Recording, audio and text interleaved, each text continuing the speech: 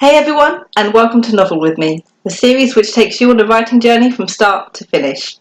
Today we're going to be talking about characters, or rather how to create your characters, or rather what's important to think about as you plan and subsequently write your characters. Probably the most important part of your novel, so it's incredibly important that you do them justice.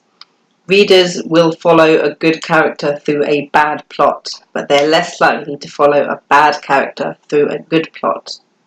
This is because it's your characters that your readers are really invested in. Readers will follow well-written characters anywhere and through anything. They want to know what happens next. They want to know what your character experiences, what they go through, how they grow. You want the reader walking away and being unable to stop thinking about your character. Readers can and will see themselves in your characters. They'll relate to them on a personal level, help them get through things. And that's why your characters are important. I think writers tend to fall into roughly two different categories when they're creating characters. There are those that go in depth, every little nuance and detail of absolutely every aspect of the characters' lives. And then there are the other writers who sort of have a name, a vague idea of what their character is, and then off they go without a second thought to anything else. Truth be told, there isn't really a right or wrong way to create your characters, to each their own. All that matters really is what works for you. But I have a personal preference, and damn it if I'm not going to talk about it. Now, I'm a really firm believer that the best way for you to get to know your characters is to get to know them through writing. I'm not a massive advocate for these character questionnaires that ask you these really detailed, really specific questions like, what is your character's greatest fear? Or, if your character saw someone drowning in the ocean, what would they do? I can't even answer those questions about myself. How am I supposed to answer them for a fictional character? As humans, our personality and our morals and our beliefs change constantly, even on a daily basis. We might think we'd act one way in a certain situation. We might be absolutely positive that if we saw someone getting harassed on the street that we'd go and intervene. But until we're put in that situation, until we face it for ourselves, we honestly have no idea how we're going to act. That's because how you react depends on what you're feeling that day, what you've gone through that day, what you've experienced. It depends on your mental state, your physical state. Any number of different elements could be affecting you in a variety of different ways. That one day seeing someone being harassed, you shrug it off and walk away, but the next day you might just intervene. It's something that you can't predict. You can't predict human behaviour. You can't even predict your own behaviour. So I find it really unrealistic, I guess, to try and predict everything that my characters would do in any given situation at any given time. For me, the most important thing about developing your character, the most important thing to know isn't their backstory, it isn't their deepest fear, it isn't any of that, it's their personality, their goals, their dreams, their ambitions. After all, it's these things which are going to drive the plot forward and contribute to your overall character arc. The way I like to do this is what I call the 1, 2, 3 method.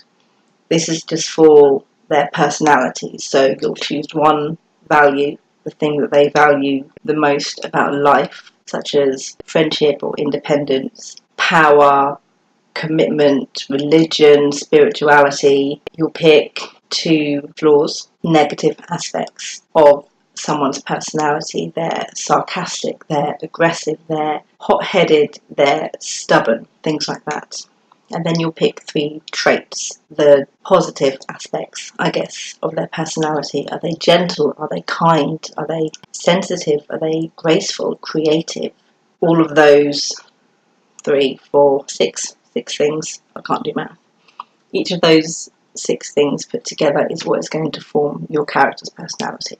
Now, of course, this only creates the utmost foundations of your character's personality. The great thing about humans, the great thing about people is that we're multi-layered. We're not just one-dimensional. We're not just, one thing. We're tons of things. I feel like I said that in another video. Thing is with personality is that it changes. Ask anyone in your life what they think your personality is. Ask acquaintances, work friends, family, casual friends, best friends, siblings. They're all going to tell you something different, because you show people different parts of your personality. You might exaggerate some points to a certain group of people. You might try to shy away and soften certain points for another group of people. Your personality changes depending on who you're with and where you are, but at its most basic, it will always remain the same. And that's really what the 1-2-3 method is about. It's getting that utmost surface level. It's the tip of the iceberg. Your characters, situations, the people they're surrounded with, the events that have happened in their life is what sort of affects how that personality comes out, which aspects are more prominent, which aspects are quieter,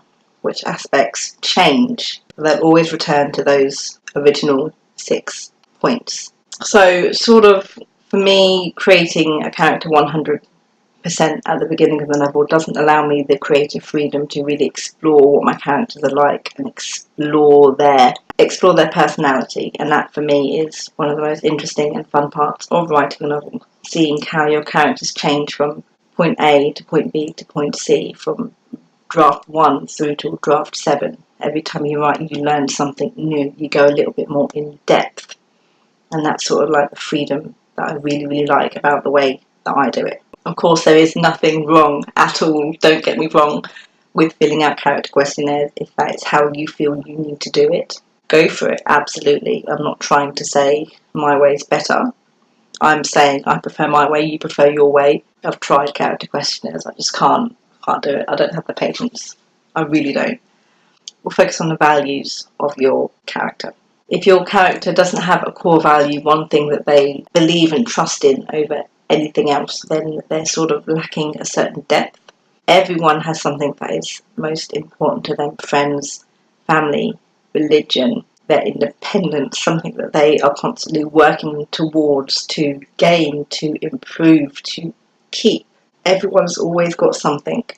You might not know what yours is, but it's important that you at least try and figure out what your character's is, because it is the basis. I suppose it's sort of like the basis of their entire personality, their entire being. This is where, the goals and the motivations of your character stem from. Your core value can be used in so many different ways throughout the entirety of the plot, not just for the character arc, but for plot points and conflicts. It can be affect absolutely any part of the plot. So it's a really, really important thing. I'm saying important quite a bit here. It's very, very important. That's why I'm saying important so much. If someone values independence, perhaps they may try to push away from the group, take control, do things on their own, because they feel that they don't need someone else there to help them. How many different ways could this affect the plot, screw it up? The possibility for creating conflicts and growth with your core values are endless. That's the great thing about taking the time to really create your character's personality. It's not just the antagonists and the villains that conflict stems from. Your characters can contribute to that conflict just as much. And if it's a character-driven novel that you're writing, where action doesn't happen as often, being able to create conflict, things for your character to personally overcome, is key. Your traits are equally as important to creating a realistic character. A great way to look at traits is by using Aristotle's virtues and doctrines of the mean. Basically, Aristotle believed that the best way to live was to follow the doctrines of the mean. It's basically the middle point between a deficiency and excess of a virtue. Look at this, it might make more sense. Did you get that? Good. Say one of your character's virtues or traits is courage. If they're too courageous, they become rash, they don't think. If they're not courageous enough, they become cowardly. Your trait becomes a flaw, something for your character to overcome. This is a great way to involve and create conflict within your novel without the use of a villain or an antagonist. Take your kind character. They're in the excess of kind. They're too kind. But they don't see it at first. Not until something happens. Something bad. So they stop being so kind. Maybe they lean into the deficiency and make another mistake.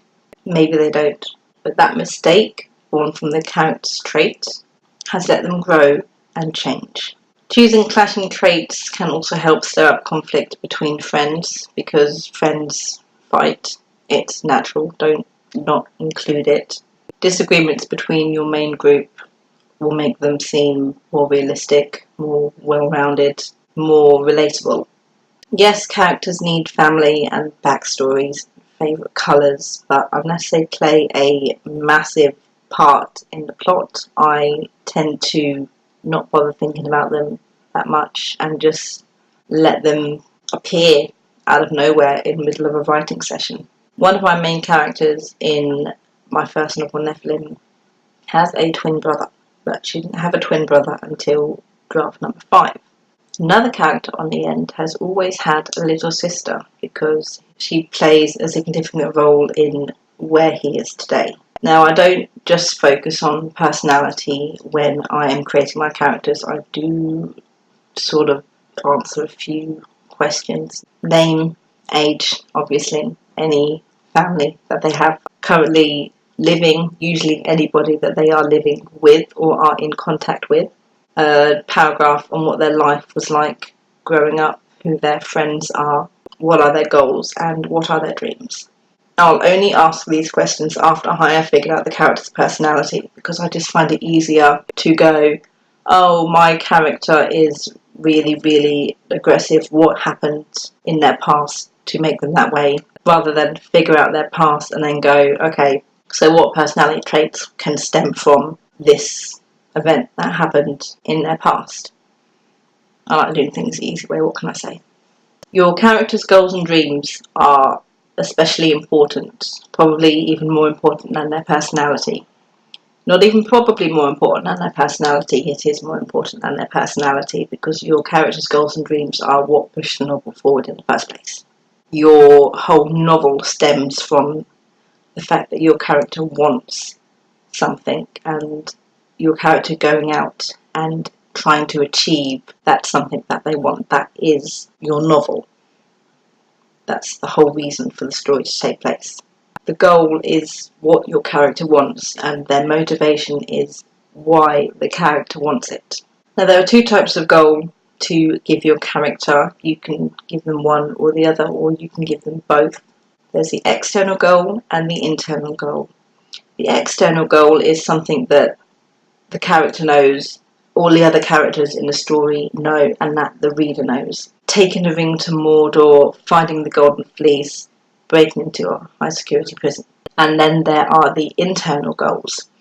Now, these aren't known to all of the secondary, tertiary characters in the novel. They're known to your character, and you choose whether or not they are known to your reader as well. If you choose to let the reader know, that's great. That adds a depth to that character. If you choose to not let your reader know, it's not going to affect the story in any way, but it will help you as the writer sort of write more in depth the thought processes, the inner thought, the reactions and actions of your character, because you know their internal goal. Your internal goal is likely to be something more personal, like overcoming anxiety, trying to get through the day. Come on, guys, we'll all do it. Trying to gain the confidence to do something, overcoming something that I guess is holding them back from achieving their external goal. Their motivation is something else entirely. Sure, they might be trying to find a magical object, but why are they trying to find it? Is it a task that was gifted to them, if that's even the right word? Was it part of a prophecy? Are they doing it for selfish reasons? Why they want to achieve their goal is very telling of the type of person your character is. Motivation doesn't have to stay the same throughout the entire novel. Your goal doesn't have to stay the same throughout the entire novel. They can change depending on certain events They can change depending on what the character is feeling. They might be all up for going to find this magical item at first. That is their goal. Their motivation is to, save the world. But as things go on, maybe something happens, maybe, they don't want to do it anymore. Their motivation is gone. They don't want to find this magical item. They want to freaking go home. That's their new goal, is to get the bloody hell out of there. Their goal is to not get involved. But, it never works out well. So, you need to ask yourself a few key questions when you're coming up with your character's goals and motivations. I said it. More questions to ask. When is there not questions? What is it about your character's life that they are unhappy or unfulfilled with? What does the character think they need to achieve in order to gain happiness or fulfillment? What can your character do to take that first step into achieving their goal? Why hasn't your character taken that step already? What's stopping them from achieving their goal? Answering these questions will help you discover your character's goal, the goal of the story, and your character's motivation. Again, these can stem completely from your character's traits and flaws. They can stem from your character's personal value.